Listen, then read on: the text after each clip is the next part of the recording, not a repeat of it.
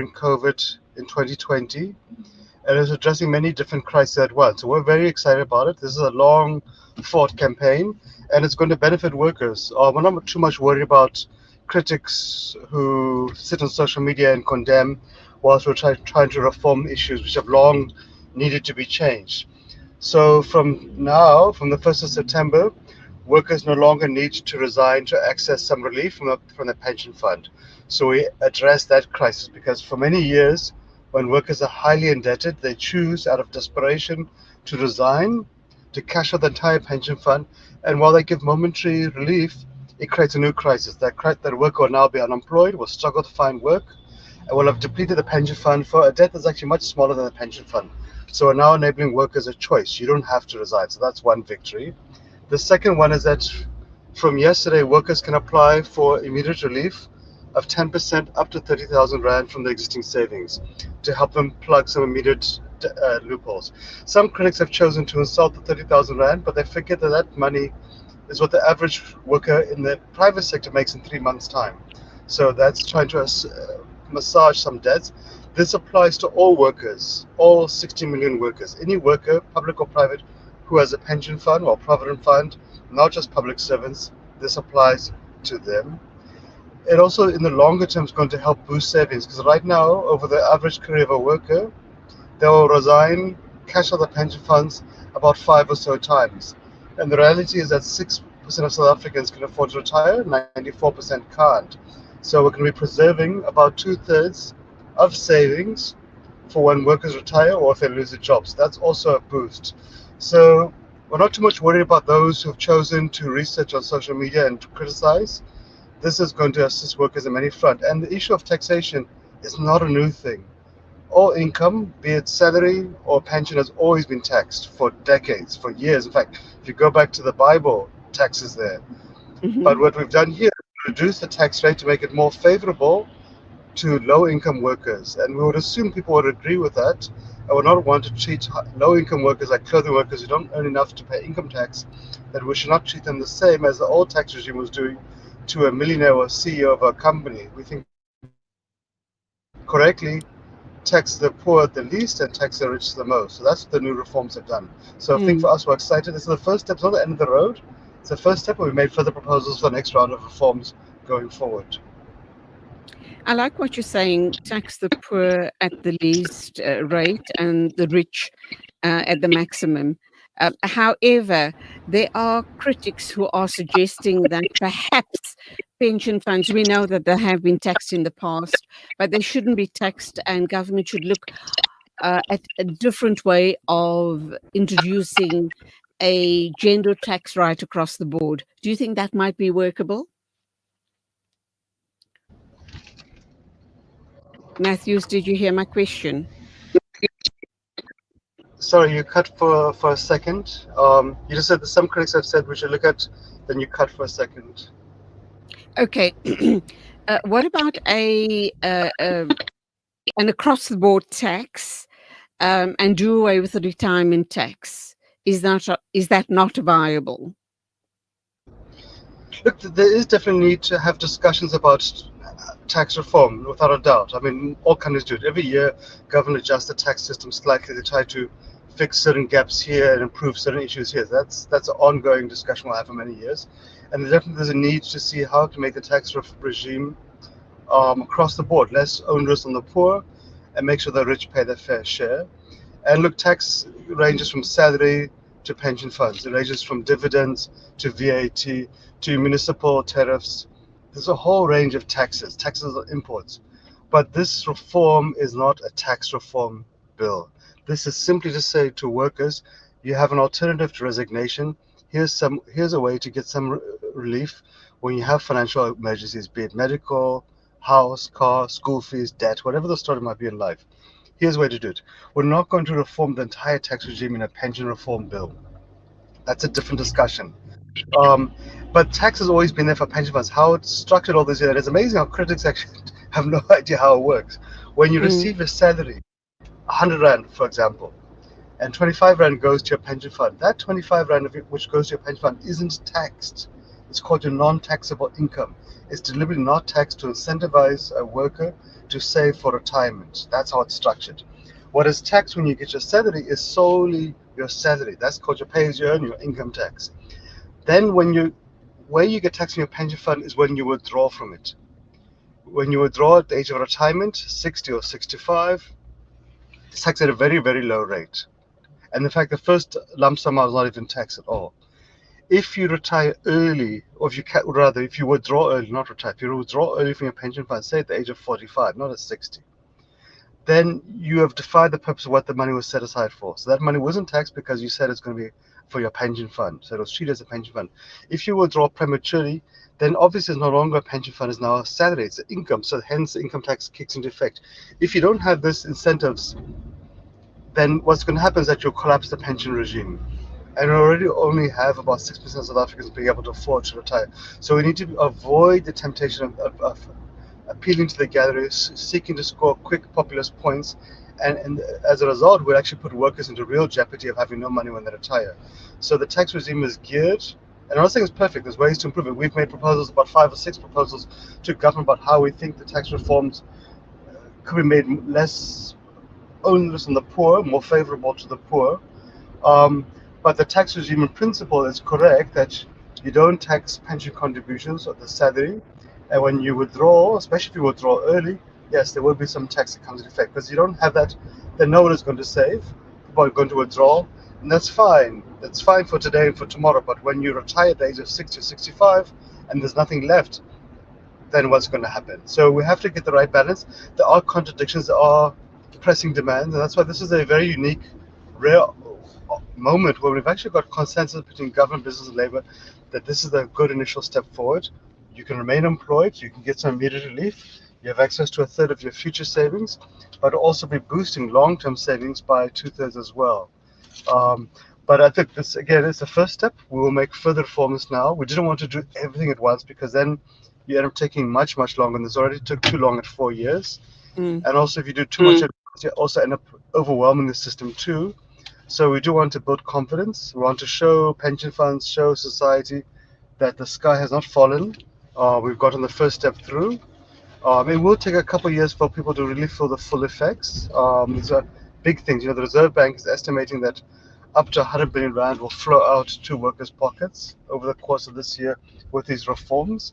But I think for us, we're excited because for the first time we're now having a discussion with government and labor and business and pension funds to say, how do we transform pension funds to support workers not only when they retire but also during the journey of their career. For example, we've made in the next reforms, could we look at allowing workers to use the pension funds for education loans? Because if you invest in you or your child's education, you're investing in their career path, earning potential, and obviously you're boosting their retirement savings too.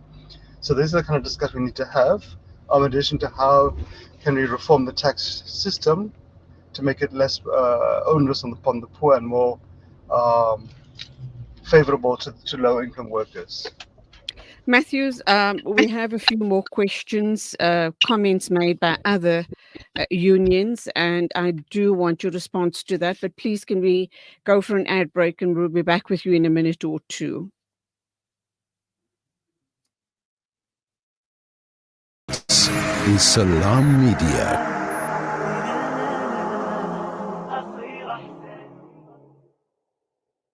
Are you planning a wedding, birthday party, corporate event, or any special occasion? Kani's Catering Services got you covered. Our catering services are here to elevate your event to unforgettable heights. From tantalizing appetizers to mouth-watering main courses and desserts, our culinary creations are crafted with passion and precision to delight your guests' taste buds. Our spit braai is a talk of the town. Indulge in succulent, tender meats, slow roasted to perfection over an open flame. Kani's Catering Services chefs bring creativity and expertise to every dish they prepare, ensuring that each bite is a culinary masterpiece. We take care of your guests while you relax and enjoy every moment of your function. Whether it's plated meals to a simple buffet, we are on top of it all. Ready to start planning your perfect event? Get in touch with us today to discuss your catering needs and request a personalized quote. Let us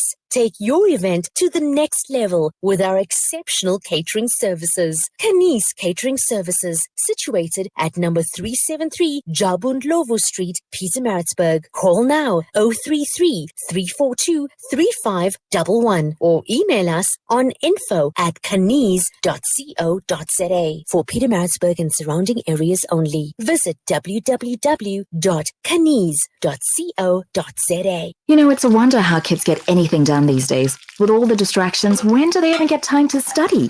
As a mother, all I can really do is make sure they have all they need to perform at their best. That's why I choose to include Sunfoil, triple refined pure sunflower oil with every meal I make.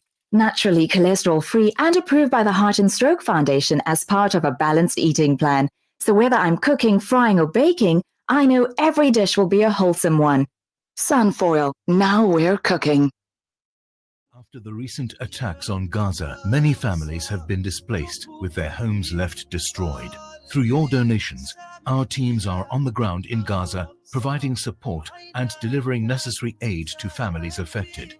The people of Gaza need your help. Give hope. Donate today to Penny Appeal South Africa. www.pennyappeal.org.za 031 1100 573. We are here on the ground with many appeal organizations in Gaza. Discover the Africa of your dreams and surround yourself with her spectacular beauty. Relax beneath her serene sunsets and explore wildlife at its natural best. It's where the pride of Africa comes together. The Kwantu Private Game Reserve. Get to know the Big Five or cruise on an elephant safari game drive. Interact with lion and tiger cubs and enjoy world-class halal cuisine while we pamper you during your 5-star stay.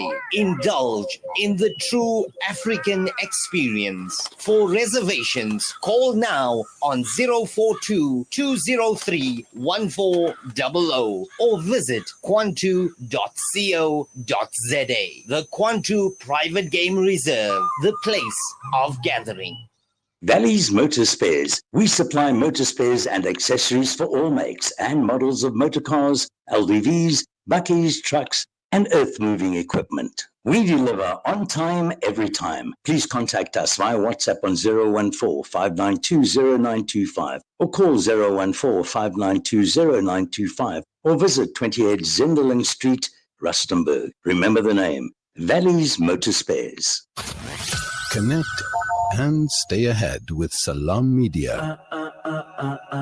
This is Salam Media, coming to you live from South Africa. It is exactly 8:21 a.m. This is News and Views on Salam Media. We are talking with Matthew Parks, COSATU spokesperson, and we're looking at, obviously, the two-pot system. Matthew, are you still with us? Welcome back. Yes, I'm here. Thank you. Thank you indeed for your patience. I know that you, in the first part of the interview, you referenced the critics, but I do need to raise this issue. For example, the General Industries Workers Union of South Africa has condemned the introduction of the two-pot system as, and I quote, a neoliberal retirement fund reform that benefits finance capital at the expense of workers. How do you respond to that?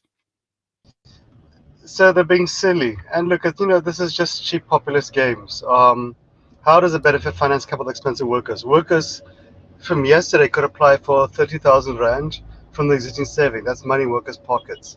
Workers from yesterday going forward will have in future access to a third of future savings. So that's money in workers' pockets which workers never had. Workers no longer need to resign from their job to get this relief. They can avoid losing their job. They can avoid depleting the entire pension fund. So it's silly for anyone, and it makes no sense to say workers are not benefiting from this. We're boosting workers' retirement savings by 2/3 for when they retire to avoid the current crisis, and one would assume that Kiwosa would think that's a crisis, that 94% of South Africans, which is the entire membership, albeit the membership is quite low, retire in poverty. So it defies common sense. This is a rare opportunity when government, business, labor, pension funds have said this makes sense. This bill's passed Parliament with unanimous support. Every single party supported for it. ANC, and DA, even the EFF. Why? Because it makes sense. Pension funds themselves have said this makes sense because they see the number of South African workers who resign all the time out of debt. They said this makes sense. Let's give workers a choice. If someone from COSATU doesn't like it, no problem. They don't have to do it. We're giving workers a choice. For the first time, workers will have a choice about how the money is spent. For the first time, a clothing worker will not pay the same tax rate when she withdraws as the CEO of a mining company. So it's bizarre for COSATU to say this is not going to benefit workers. The reality is COSATU is a small union and it belongs to a stockful called COSATU. We had 12 rounds of hearings at Parliament on 4 bills providing for this. Guess how many times COSATU or COSATU made a submission over the past 4 years in these public hearings? Not once. Not a single time. We've been working on this issue at NEDLAC, where COSATU is represented for many months on this issue. We meet weekly. Guess how many times does COSATU attend a meeting? 0 times. In fact, COSATU, COSATU's federation, a month ago claimed this is a brilliant thing, and they claimed that this is their victory as COSATU. When someone woke them up to say, you need to pay tax, which you've always paid tax since for decades, for centuries, then COSATU rejected and said, no, this is a sellout, they don't know about it. So we can't take them seriously.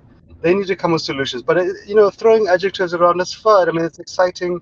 One can entertain one's friends when you have a drink, it's fine. But the reality is we have to come with practical solutions based upon reality, which help workers, which help the families, which boost savings, which avoid retrenchments and unemployment. This is what it does. It's a pity that others choose to get information from social media. I've been listening to COSATU. They never read the legislation, but they've condemned it. In fact, they can't even tell you the name of the legislation which provides for it, or who drafted it, or where it comes from. But it's fine. Look, I mean, that's part of democracy. Where many people who say weird things to get popularity, they're not required to base those issues, those views on facts. That's their right in a democracy. But I think what I can tell you is that workers contact us every day, very keen to access the money.